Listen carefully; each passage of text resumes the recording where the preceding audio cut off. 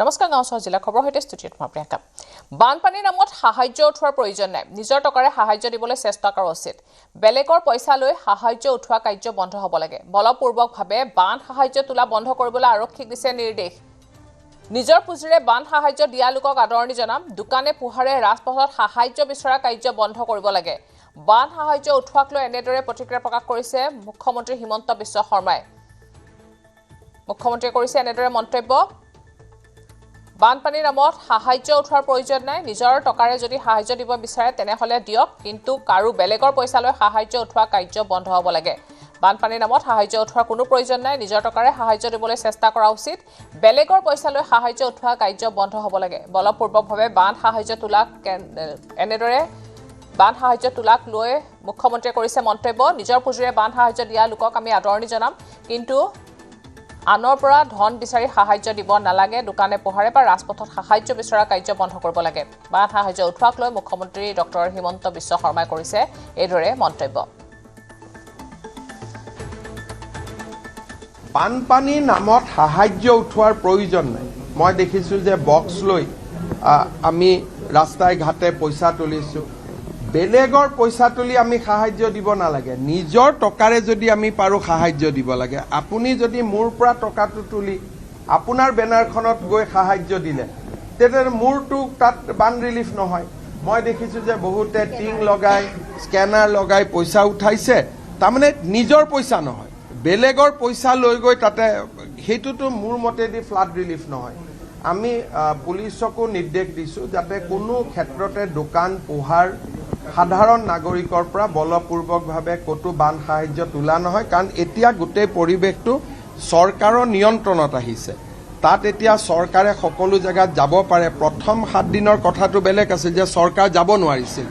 এতিয়া চৰকাৰ প্ৰতিটো জায়গাত যাব পাৰে আৰু ৰাইজেও চৰকাৰৰ ওচৰত প্ৰত্যক্ষ হিচাপে আহিব পাৰে আৰু চৰকাৰৰ ফালৰ পৰা এতিয়া আমি ফাইনেল এছেছমেন্ট কৰি ক্ষতিপূৰণৰ দিশত আমি গতিকে যোনে নিজৰ পুঁজি দিব খোজে আমিতো আদৰণি জনাম যে মোৰ 10 জন মই বন্ধু 2000 টকা তুলি আমি 20000 দিব গৈছো কিন্তু 10 জন লগ কৰি দোকানে দোকানে গৈ পইচা উঠাই পেলাই দিয়াৰটো কোনো মিনিং নাই সি আমাৰ অসমৰ বদনাম মানে গতিকে মই এটাই অনুৰোধ কৰিম ৰাইজক যে ডেফিনেটলি বান সাহায্য দিব লাগে দিয়াটো ভাল কিন্তু নিজৰ পইচাৰে দিয়ক বেলেগৰ পৰা পইচা কালেকশ্যন কৰি দিলে তাৰ পৰা মই নাভাবো যে কিবা বহুত ডাঙৰ বা শিৱসাগৰ চৰাইদেউ ৰাইজেও এইটো ভাল পাব বান সাহায্য নামত সংগ্ৰহ কৰা ধনৰ ওপৰত চিআইডিৰ নজৰ ইউপিআই কিউআৰ কোডেৰে ধন সংগ্ৰহ কৰা একাধিক একাউণ্ট আহিব তদন্তৰ আওতাত ভুৱা বান সাহায্য অভিযানৰ বিৰুদ্ধে কঠোৰ ব্যৱস্থাৰ সতৰ্কবাণী আৰক্ষীৰ বান সাহায্য ধন আত্মসাৎ কৰিলে জালত পৰিব আৰক্ষীৰ সন্দেহজনক একাউণ্টৰ ওপৰত তদন্তকাৰী সংস্থাৰ তীক্ষ্ণ নজৰ ছ'চিয়েল মিডিয়া যোগেৰে বান সাহায্য নামত ধন সংগ্ৰহ কৰিছে একাংশই প্ৰায় 50টা ছ'চিয়েল মিডিয়া একাউণ্ট চাইবাৰ চেলৰ নজৰত বান সাহায্য দিয়াৰ পূৰ্বে সংগঠনটোৰ বিশ্বাসযোগ্যতা নিশ্চিত কৰাৰ আহ্বান ইউটিউবাৰ কণ্টেণ্ট ক্ৰিয়েটৰসকললৈ অসম আৰক্ষী সতৰ্কবাণী অসম আৰক্ষীৰ চিআইডি গোটে গঠন কৰিছে এটা তদন্তকাৰী দল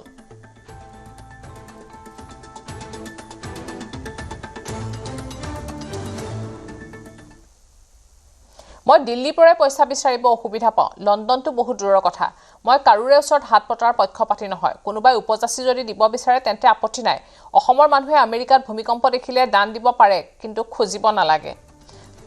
চৰকাৰৰ ওপৰত ৰাইজৰ অগাধ বিশ্বাস আছে ৰাইজক আমি যিমান পাৰো সহায় কৰিম লণ্ডনত গৈ হাত পতাৰ প্ৰয়োজন নাই লণ্ডনৰ ৰাজপথত মেঘৰঞ্জনীয়ে বান সাহায্য বিচৰাক লৈ মুখ্যমন্ত্ৰীয়ে কৰিছে এনেদৰে প্ৰতিক্ৰিয়া লণ্ডনত গৈ হাত পতাৰো আমাৰ কোনো প্ৰয়োজন নাই আমেৰিকাত গৈ হাত পতাৰ প্ৰয়োজন নাই কিন্তু কোনোবাই যদি নিজে অসমৰ বানপানী দেখি টিভিত দেখি ইউটিউবত দেখি ফেচবুকত যদি কোনোবা নিজে দান কৰে তাত আমি বেয়া নাপাওঁ অসমৰ মানুহেও আমেৰিকাত ভূমিকম্প দেখিলে দান দিব পাৰে কিন্তু খুজিব নালাগে নিজে দিয়া কথাটো বেলেগ লণ্ডনত গৈ হাত পতাৰো আমাৰ কোনো প্ৰয়োজন নাই আমেৰিকাত গৈ হাত পতাৰ প্ৰয়োজন নাই কিন্তু কোনোবাই যদি নিজে অসমৰ বানপানী দেখি টিভিত দেখি ইউটিউবত দেখি ফেচবুকত যদি কোনোবা নিজে দান কৰে তাত আমি বেয়া নাপাওঁ অসমৰ মানুহেও আমেৰিকাত ভূমিকম্প দেখিলে দান দিব পাৰে কিন্তু খুজিব নালাগে নিজে দিয়া কথাটো বেলেগ উল্লেখ্য যে অসমৰ বানপীড়িতক সহায়ৰ বাবে লণ্ডনৰ ৰাজপথত নৃত্য আৰু গীত গাই সাহায্য বুটলিছিল অভিনেত্ৰীৰ মেঘৰঞ্জনী মেধিয়ে। এই কাৰ্যৰ বাবে ছ'চিয়েল মিডিয়াত সমালোচনাৰ সন্মুখীন হৈছে অভিনেত্ৰীগৰাকী। অভিনেত্ৰীগৰাকীৰ এনে পদক্ষেপৰ পিছত ছ'চিয়েল মিডিয়াত সমালোচনাৰ সন্মুখীন হোৱাৰ পিছতে প্ৰতিক্ৰিয়া প্ৰকাশ কৰিলে। এই বিপৰ্যয়ৰ সময়ত অভিনেত্ৰীগৰাকীক লৈ ব্যস্ত নহ'বলৈ ৰাজ্যবাসীক আহ্বান জনাইছে। নিজৰ কলাক ভিক্ষাৰ লগত তুলনা কৰাসকলক কটাক্ষ কৰি নিজৰ মানুহখিনিৰ বাবে ভিক্ষা বিচাৰিব লাগিলে সদায় বিচাৰিম বুলিও প্ৰকাশ কৰে। কালি লণ্ডন চহৰত মোৰ কলাৰ জৰিয়তে এটি ক্ষুদ্ৰ প্ৰয়াস মোৰ নিজৰ বানাক্ৰান্ত লোকসকলৰ বাবে এটা ফাণ্ড ৰেইজিং ষ্ট্ৰীট শ্ব' কৰিছিলোঁ আৰু তাকে লৈ দেখিছোঁ কিছু ঘণ্টা ধৰি পেলাই ছ'চিয়েল মিডিয়াত বহু লোকে নিজৰ নিজৰ মন্তব্য প্ৰকাশ কৰিছে আৰু মই সকলোৰে মন্তব্যক মই সন্মান জনাইছোঁ। কিন্তু এটাই কথা ক'ব বিচাৰোঁ যে আপোনালোকে এইখিনি সময়ত মোক লৈ ব্যস্ত নহ'ব, কাৰণ আমাৰ যি পৰিস্থিতি সেয়া বহুত বেছি ডাঙৰ, বহুত বেছি গভীৰ। আমি সকলোৱে যদি এইখিনি সময় এনেই সময় নষ্ট কৰাতকৈ আমি আমাৰ ক্ষতিগ্ৰস্ত লোকসকলৰ বাবে সহায়ৰ হাত আগবঢ়াওঁ, হয়তো তেওঁলোকক ফিজিকেলি মেণ্টেলি আমি ছাপোৰ্ট কৰোঁ, তেওঁলোকৰ বাবে অকণমান হ'লেও তেওঁলোকৰ সকাহ হ'ব। আৰু মোৰ এই কলা, যি কলা মই 3 বছৰ বয়সৰ পৰা কৰি আহিছোঁ, এই সাধনা ৰাস্তাত যেতিয়া মই নৃত্য প্ৰদৰ্শন কৰি আছোঁ, বহুসকল লোকে আমাৰ অসমৰ মানৰ বাবে সহায় আগবঢ়াইছে। কিন্তু আপোনালোকে ইয়াক ব্যাখ্যা কৰিলে বা তুলনা কৰিলে ভিক্ষাৰ লগত। ঠিক আছে, একো নাই। মই যদি নিজৰ লোকৰ বাবে ভিক্ষাও বিচাৰিব লাগে এই সময়ত, মই সদায় বিচাৰিম আৰু মই সদায় তেওঁলোকৰ বাবে কৰি যাম। শ্ৰীমন্ত শংকৰদেৱ কলাক্ষেত্ৰত মুখ্যমন্ত্ৰী নিযুত মইনা আৰু নিযুত বাবু আঁচনিৰ বাবে আবেদন পত্ৰ বিতৰণৰ কেন্দ্ৰীয় অনুষ্ঠান। লগতে বানপীড়িত শিক্ষাৰ্থীক কিতাপ ক্ৰয়ৰ বাবে প্ৰদান কৰা হয় অনুদান। 1959খন বিদ্যালয়ক সামৰি গ্ৰহণ কৰা হৈছে মুখ্যমন্ত্ৰী নিযুত মইনা আৰু নিযুত বাবু আঁচনি। বৰ্তমানলৈকে এই আঁচনিৰ বাবে 3,93,486 গৰাকী ছাত্ৰী উপকৃত হৈছে। এই আঁচনিৰ বাবদ খৰচ কৰা হৈছে 431 কোটি টকা। একাদশ দ্বাদশ শ্ৰেণী আৰু পলিটেকনিকৰ প্ৰথম বৰ্ষ ছাত্ৰীৰ বাবে প্ৰতিমাহে দিয়া হ'ব 800 টকা। স্নাতক পলিটেকনিকৰ তৃতীয় বৰ্ষ আৰু ITP ছাত্ৰীসকলে 1250 টকা আৰু স্নাতকোত্তৰ ছাত্ৰীসকলে প্ৰতিমাহে 2500 টকাকৈ লাভ কৰে। মুখ্যমন্ত্ৰী হিমন্ত বিশ্ব শৰ্মাই আনুষ্ঠানিকভাৱে প্ৰদান কৰে আবেদন পত্ৰ। বানাক্ৰান্ত অঞ্চলৰ 793খন বিদ্যালয়লৈ 2 লাখ টকা প্ৰদান কৰা হ'ব। বানাক্ৰান্তৰ 25,000 ছাত্ৰ ছাত্ৰীয়ে লাভ কৰিব বিশেষ অনুদান।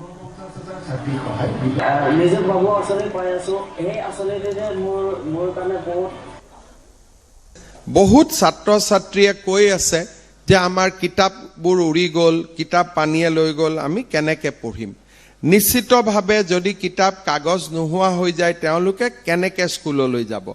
শিক্ষামন্ত্ৰী ডাঙৰীয়াই অতি তৎপৰতাৰে 31 তাৰিখেই আমি বিনামূলীয়া পাঠ্যপুথিবোৰ শিৱসাগৰ আৰু চৰাইদেউ জিলালৈকে আমি পঠিয়াই দিলোঁ। তাৰপিছত আমাৰ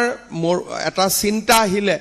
যে ইউনিফৰ্মবিলাকতো নিশ্চিতভাৱে বেয়া হৈ গৈছে। কেইদিনমান আগতে আমি ক্লাছ ক শ্ৰেণীৰ পৰা 8ম মান শ্ৰেণীলৈ ল'ৰা ছোৱালীবিলাকে যাতে নতুনকৈ দুযোৰ ইউনিফৰ্ম পায়, তাৰো পুঁজি আমি মুখ্যমন্ত্ৰী সাহায্য পুঁজিৰ পৰা মুকলি কৰি দিছিলোঁ। আজি আমি আৰু এটা নতুন কাম কৰিব খুজিছোঁ যে কিতাপ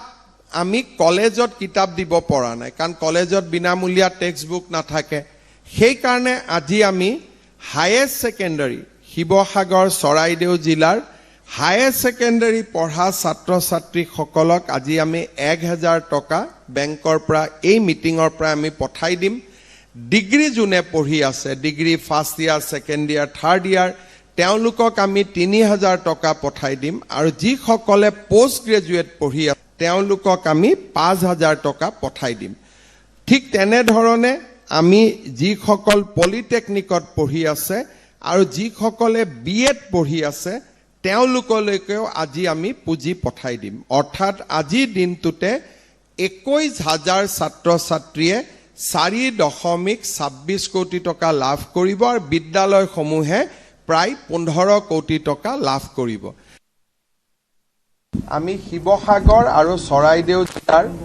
উচ্চতৰ মাধ্যমিক ছাত্ৰ ছাত্ৰীৰ বাবে 1000, কলেজত পঢ়া ছাত্ৰ ছাত্ৰীৰ বাবে 3000 আৰু ইউনিভাৰ্চিটিত পঢ়া ছাত্ৰ ছাত্ৰীৰ বাবে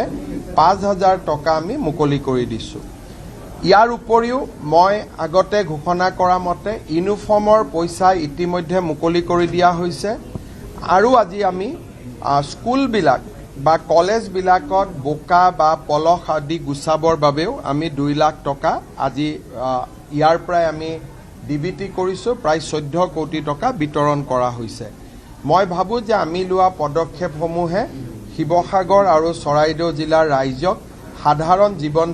যাত্ৰালৈ উভতি অহাৰ ক্ষেত্ৰত সহায় কৰিব বিশেষকৈ 10 বা 11 তাৰিখে আমি স্কুল কলেজবিলাক খুলিব পাৰিম বুলি আমি আশা কৰিছোঁ বোকাখাট সমীপৱৰ্তী কাৰ্বি আংলঙৰ দলামৰাত ডিফলু নৈ ভয়াৱহ ৰূপ ডিফলু নৈৰ ওপৰত থকা দলং উটুৱাই নিলে বাহনী পানীয়ে বুৰাই পেলাইছে মালাচিৰ বিস্তীৰ্ণ অঞ্চল বানত ঘৰ দুৱাৰ বুৰ যোৱাত আশ্ৰয় শিবিৰলৈ ঢেপালি মেলিছে কাৰ্বি ৰাইজসকল নেৰানেপেৰা বৰষুণৰ ফলত ডিফলু নৈয়ে উটুৱাই নিছে দলামৰাৰ দলংখনো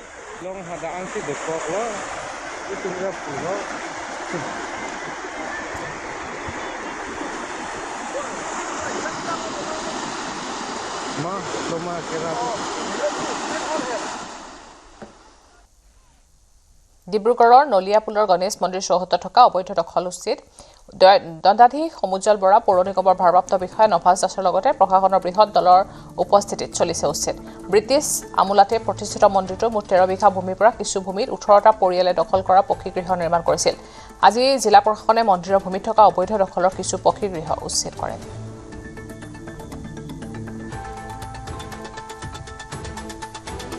14টা মানুহ কাৰণে এংগেজ কাউন্সিল হয় আমাৰ সিনিয়ৰ নাম হ'ল আইবি চেটাৰ্জী মই তেখেতৰ জুনিয়ৰ হয় আমি ইয়াত আহিছিলোঁ মানে যে কাৰ লগত কি কেনেকৈ এভিকশ্যনটো হ'ব বুলি আগতে মানে আমি গৈ মেলি কথা পাতোঁতে তেখেতে মানে আমাৰ লগত কপাৰেট কৰা নাছিলে আমাক ৱকালতনামা খুজিছিলে ৱকালতনামাটো ইয়াত খুজিব নোৱাৰে লিজ এগ্ৰিমেণ্ট খুজিছিলে সেইকেইটা মেটাৰ অলৰেডি ষ্টে হৈ গ'ল আৰু যোনকেইটা ষ্টে হোৱা নাই সেইকেইটা অলৰেডি ছাবজুডাইজ আছে কিন্তু তাৰপিছত তেখেতে আমাৰ লগত কপাৰেট কৰিলে আমাক ক'লে যে আমি অকল 3টা কাৰণে আহিছোঁ যোনকেইটা কেছ ফাইল কৰা নাই তো তাত আমাৰ একো প্ৰব্লেম নাই আমি ইয়াত নিজৰ ক্লাইণ্টৰ কাৰণে আহিছোঁ আৰু যোনকেইটা ষ্টে অৰ্ডাৰ আছে যোনকেইটা মেটাৰ ছাবজুডাইজ আছে সেইকেইটা তেহেঁতি কৈছে যে আমি হাত নলগাওঁ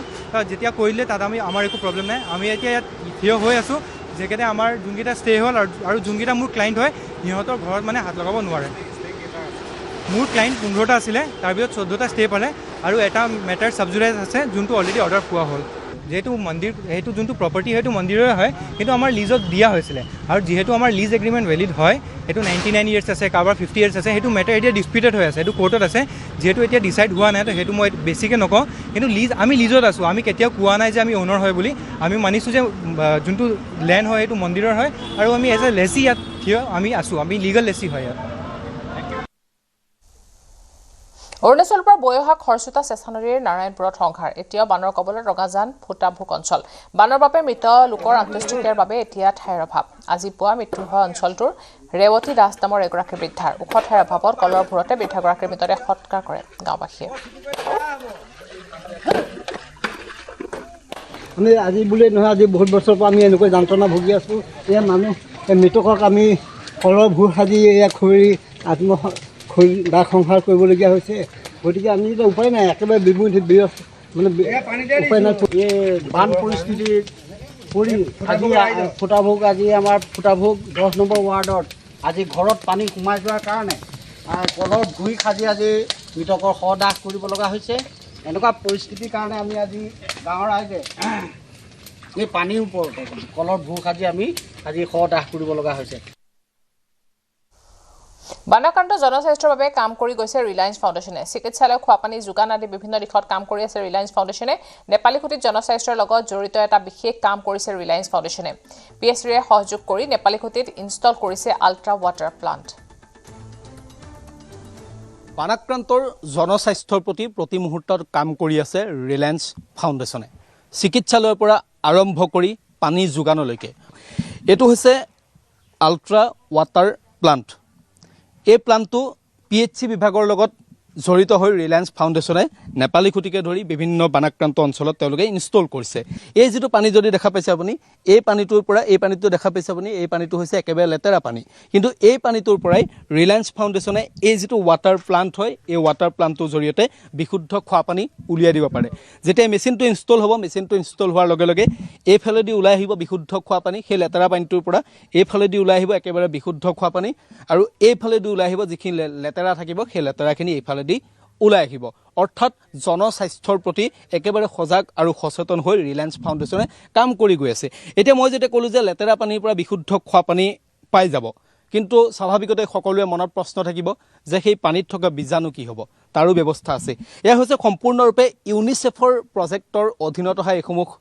প্লান্ট হয় ৱাটাৰ প্লান্ট হয় PHC বিভাগৰ হাতত আছে PHC বিভাগে আনিছে তেওঁলোকে ৰিলায়েন্স ফাউণ্ডেশ্যনে এই গোটেই কামখিনি তেওঁলোকে কৰি আছে তেওঁলোকে ইনষ্টলেশ্যনৰ কামখিনি কৰিছে ইয়াত তেওঁলোকে টেবলেট অৰ্থাৎ বীজাণু মৰাৰ যিখিনি টেবলেট সেই টেবলেট ইয়াত দিয়া হয় তাৰ পাছতেই বিশুদ্ধ গোটেই পানীটো ইয়াৰ পৰা মানুহক খাব পৰাৰ উপযোগী কৰি তোলে আমি ৰিলায়েন্স ফাউণ্ডেশ্যনৰ তেওঁৰ সৈতে কথা পাতিম अभी कितना इंस्टॉल हो गया है अभी तक हमारा ये वाला PHC वाला और यूनिसेफ मिला के 6 से 7वां यूनिट ये है उसका काम क्या है ये थोड़ा बता दीजिए पानी में से जो भी बैक्टीरिया वायरस जो भी है वो निकाल देता है और पानी प्योर रहने के लिए हमने मतलब इसमें एक क्लोरीनेटर दिया हुआ है क्लोरीन ऐड होता है जो कि 1 ppm होता है आप 1 घंटे बाद उसका देखेंगे तो 0.2 ppm पीने लायक पानी होता है जो भी अगर इनके जर्म्स आ जाता है आगे तो वो मारने के लिए क्लोरीन ऐड करते हैं अब मेरे को ये बताइए रिलायंस फाउंडेशन और क्या क्या काम कर रहा है रिलायंस फाउंडेशन एक तो है कि सबसे बड़ा वनतारा जो जानवरों के लिए मेडिसिन और जो भी है वो कर रहे हैं दूसरा हम लोग हाइजीन एंड सैनिटेशन वाला भी काम कर रहे हैं और कुछ ड्राई फूड राशन भी प्रोवाइड कर रहे हैं कुछ कम्युनिटी किचन भी प्रोवाइड कर रहे हैं और स्मॉल वाला शेल्टर किट है उसमें तारपुलिन बकेट ये वाला भी है ये वाला ही कर रहे हैं और ये हम लोग जो गांव विलेज लेवल पे जो वाटर सप्लाई सिस्टम है उसको रिस्टोर करके दे रहे हैं अभी तक वो 9 सिस्टम हमने रिस्टोर कर दिया है मतलब यहाँ पे पंचायत बोलते हैं या JJM हाँ वो वाला 9 सिस्टम हमने अभी तक रन कर दिया है और भी हमारा 6 ऑनगोइंग है वो भी 1 या 2 दिन में वो भी रन कर देंगे जो पूरे गाँव के लिए वो पीने का पानी हो अभी कपड़ा धोने के लिए या जो भी क्लीन पानी नहीं है इनके पास तो नल में आ रहा है तो लोगों के लिए हेल्पफुल है ये सब प्लांट और कितना इंस्टॉल करेगा रिलायंस फाउंडेशन अभी तक और भी DC ऑफिस में मेरे हिसाब से 5 है उनके पास वो लगा रहे क्योंकि अभी तक रोड चालू नहीं हुआ था अभी रोड चालू हुआ है तो जगह जगह पे हम लोग उनका है बट रिलायंस उनको टेक्निकल सपोर्ट दे रहा है নাগালেণ্ডত পুনৰ ভূমিস্খলন কিস্তামাত ভূমিস্খলনৰ বাবে যাতায়াত ব্যৱস্থা ব্যাহত হৈ পৰিছে ভূমিস্খলনৰ বাবে 2 নং ৰাষ্ট্ৰীয় ঘাইপথত যাতায়াত ব্যাহত হৈছে নেৰানেপৰা বৰষুণৰ বাবে পেছামা কিস্তামত ভূমিস্খলন কহিমা আৰু মণিপুৰ সংযোগী মূল পথত স্তব্ধ হৈ পৰিছে যাতায়াত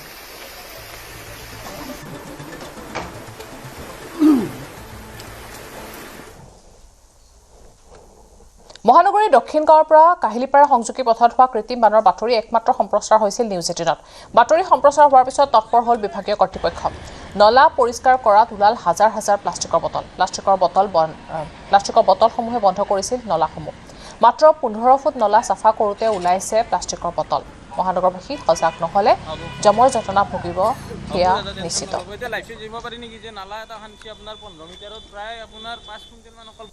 নমস্কাৰ মই উৎপল হালৈ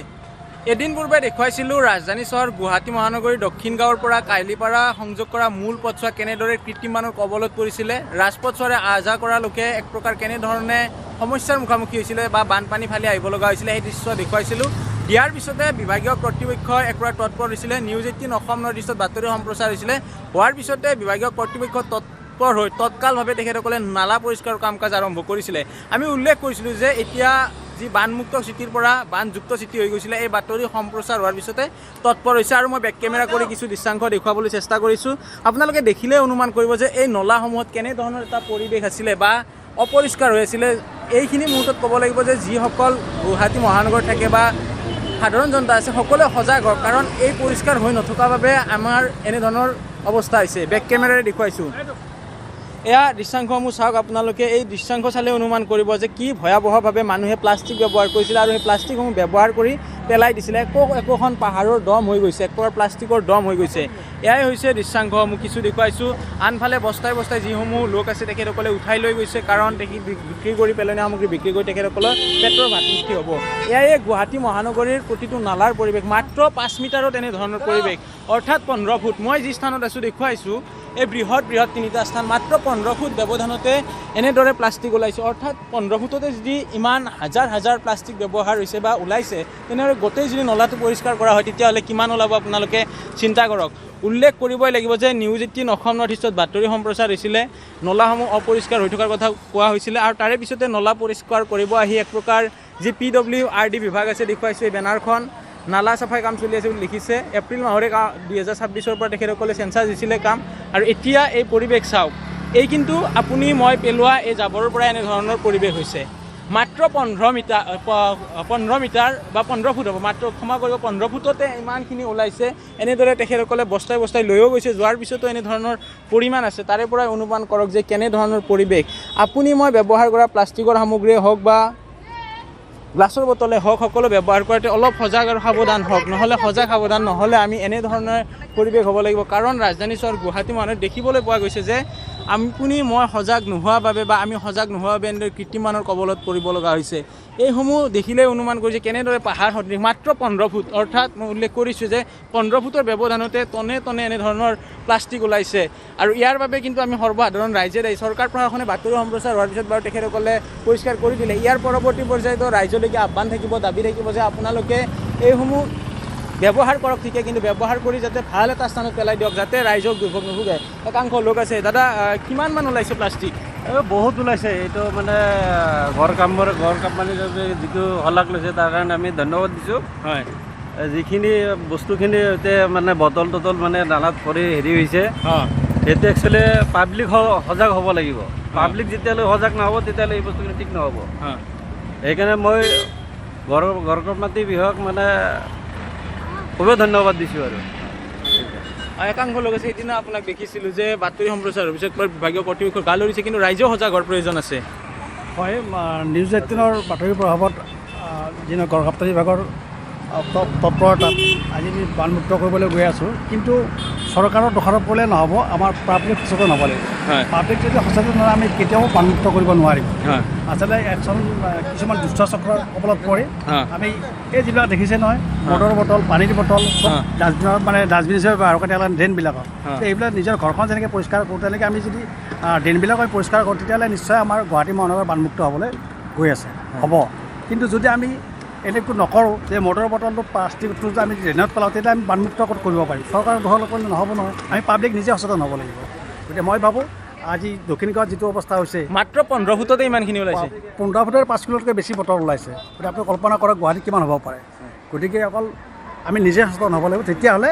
আমি গুৱাহাটী মহানগৰত বানমুক্ত কৰিবলৈ সক্ষম হ'ম ৰাইজলৈ আহ্বান থাকিব অনুৰোধ থাকিব বা দাবী বুলিয়ে কওক যিয়ে নকওক কিয় ৰাইজলৈকে থাকিব কাৰণ মাত্ৰ 15 ফুটতে এই পাহাৰ সদৃশ পৰিৱেশ অৰ্থাৎ এনেধৰণৰে পৰিৱেশ গুৱাহাটী মহানগৰীৰ হয়তো এই 15 ফুটৰ এটা দক্ষিণ গাঁও তিনিআলিৰ নলা চাফা কৰোঁতে ইমানখিনি ওলাইছে আৰু 15 ফুটতকৈ যদি অধিক খন্দা যায় বা চাফ চিকুণ কৰা যায় তেতিয়াহ'লে তাৰ পৰিৱেশ বা পৰিস্থিতি কেনেকুৱা হ'ব আপোনালোকে অনুমান কৰক দেখুৱাইছোঁ ৰাজধানী চহৰ গুৱাহাটী মহানগৰীৰ দক্ষিণ গাঁৱৰ পৰিৱেশ দক্ষিণ গাঁৱৰ পৰা যি সদাব্যস্ত ৰাজপথ চোৱা আছিলে দক্ষিণ গাঁৱৰ পৰা কাহিলীপাৰা সংযোগ কৰা মূল পথছোৱা কৃত্ৰিম মানৰ কবলত পৰিছিলে আৰু বাতৰি সম্প্ৰচাৰ হৈছিলে নিউজ 18 অসম নৰ্থ ইষ্টত সম্প্ৰচাৰ হোৱাৰ পিছতে বিভাগীয় কৰ্তৃপক্ষই গুৰুত্ব সহকাৰে ল'লে তাৰে পিছতে পৰিষ্কাৰ কৰিলে পৰিষ্কাৰ কৰাৰ পিছত এক প্ৰকাৰ সকলোৰে চকু স্তম্ভিত হৈছে বা হতবাক হৈছে কাৰণ ইয়াৰ বাবে কিন্তু দায়ী আমিও কাৰণ ৰাইজ সজাগ হ'ব লাগিব সচেতন হ'ব লাগিব আৰু সকলোৱে এনেধৰণৰ যাতে পৰিৱেশ নকৰে মই দেখুৱাইছোঁ মোৰ কেমেৰাতে দাঙি দেখিলে দেখিব যে যিফালে চোৱা যায় যে মোৰ পিছফালে সোঁফালে বাওঁফালে